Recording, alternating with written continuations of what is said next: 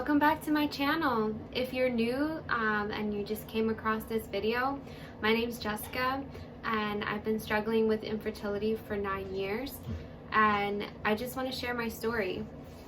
So in the beginning of January I had a procedure done. I was diagnosed with an inflammation in the uterus.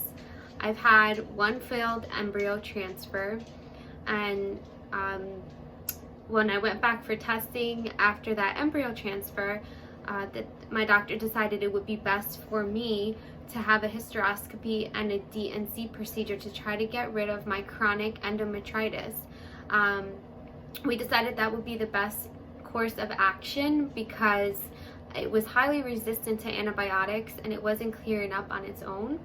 And although it's something that's fairly common, and I didn't realize this until we went back to discuss my results, 30% of women have this, and it may or may not cause implantation failure. So we decided to go ahead and do this test. We're getting ready for our next transfer, which would be hopefully in March, but I'm having another procedure done.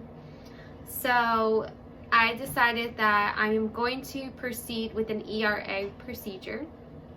But before I get into that, I wanted to discuss my results with you. I didn't know what to expect because I've had 2 other surgeries, but they were more like major surgeries. I had a laparoscopic surgery to remove my fallopian tubes in 2015 due to endometriosis, and my fallopian tubes were compromised because they were completely blocked. And I also had a embolization of my uterine vein because I had pelvic congestion syndrome. So I wasn't sure what to expect with this procedure, but it wasn't bad at all.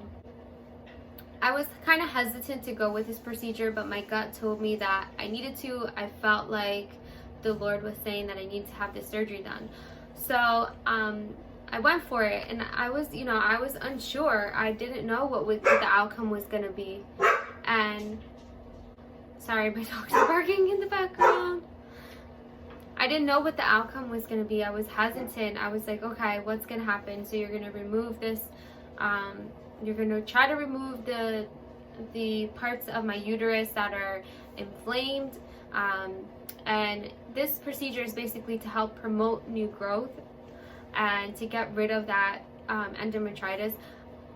But as my doctor explained to me when we went back for our to go over the results and to come up with a plan for the next transfer, he explained to me that you don't chase the endometritis.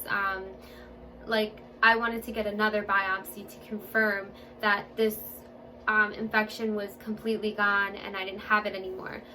But he told me that the more biopsies that you do, the more at risk you are for scarring, which is a whole different problem. You don't want to have any scarring in your uterus. But anyways, I'm so excited that we did this procedure because they found a polyp. I cannot believe it. I didn't have any symptoms. I didn't know I had this. I haven't had any pain or anything. But thank goodness, because a polyp can block implantation. So I am so happy that we did this procedure. And obviously they tested all the any samples and any tissue that they removed and the polyp that they removed.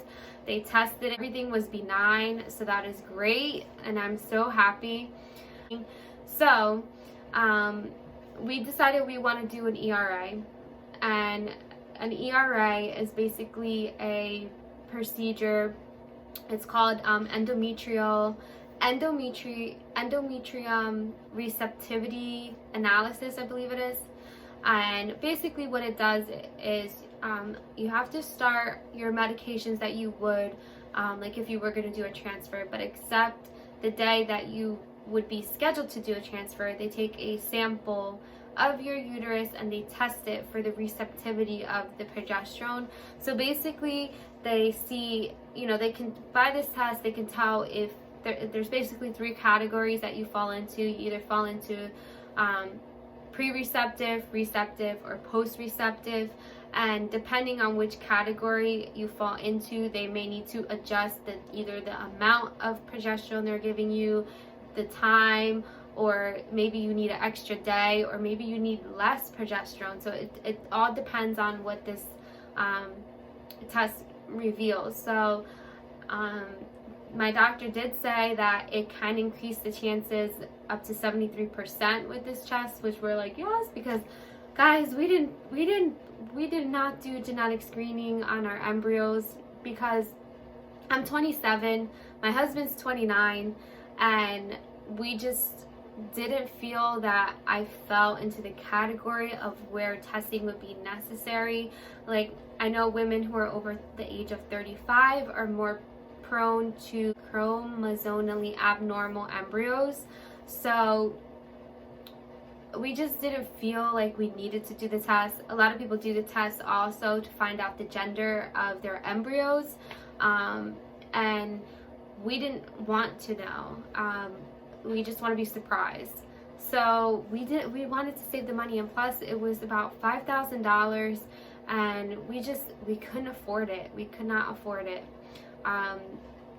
So we just said, we're just not going to do it. Of course, if I was over the age of 35, we would have considered it. But, of course, we don't know why this transfer failed. It could be the chronic endometritis, but it may not be, because 30% of women have this, and not all women have infertility just because of chronic endometritis. People live with it and don't even know they have it. And a lot of fertility specialists don't test for it until you have 1 or 2 failed implantations. So with that being said, we're just very excited. Our next step is to do this test at the end of February. We have to wait about 2 weeks or so for the results to come back. And then I don't know if I have to stop my medication and go on like birth control for a short amount of time. I guess it will all depend on the results of my test, and then I would start the medications again, and we're hoping to be able to, we're praying that we can, we're praying that we're going to be able to transfer at the end of March, which would be so amazing. And we are planning to do 2 embryos instead of 1, because that also increases your chances of implantation. So, God willing, it works, and it would be even more of a miracle if we got pregnant with twins, since we are transferring 2 embryos. But we'll see. I do feel peace about this. Can't explain it. It literally is from God, because I feel at peace. I feel good about this round. I'm feeling optimistic and expectant. I just want to see what the Lord has in store for us the second round. And I'm so happy that we did proceed with this test, because we would have never found the polyp, which could have potentially been just not good. And I'm so thankful that everything came back benign, and they were able to remove a lot of that inflammation that I had. And hopefully with all this, my uterus will be nice and thick and inflammation free. But again, the test, it wasn't bad at all. I took off from work 2 days, but honestly I didn't need to do that. It wasn't bad at all. The procedure, I think, lasted about maybe 45 minutes or so. They do give you anesthesia. I had to have it done in a surgical center, and it wasn't bad at all. And the recovery was fairly quick. I went to work, so my procedure was on a Wednesday, so I took off Wednesday, Thursday, and I actually went back to work that Friday. They do tell you that you need to abstain from sex, and nothing can go into the vagina for about a week So, you know, you do have moderate to light spotting. So you just have to make sure you're not using tampons and that you're using pads, and you have to abstain for a week. And, you know, everything was fine. I will do an update after I get my ERA results, and I'm hoping to do maybe some vlog style videos of like a day in my life doing fertility medication.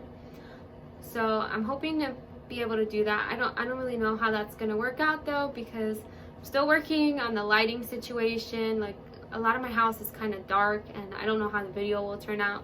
I'm gonna try my best. I will try my best. But I'm so excited to be able to be making videos again. I'm so excited to document this. I'm excited for just people to watch this video and just find hope. You know, infertility is not something that we wanted. It's not a club that we wanted to be a part of. But honestly, I have met the most amazing people through this journey. I have the best girlfriends who are just going through this season with me, and I have met people online, and just I have found confidence in myself that I didn't know I had. I hope that I can encourage someone to just be bold and just to embrace this period of your life. I know that once this journey is over, that I'm just gonna be so thankful to be on the other side of this journey and to just have gone through it and to fight for it, and just it's amazing. But I'll be back soon. I'll be back with an update, and I'm just so excited to be able to just share this information with you.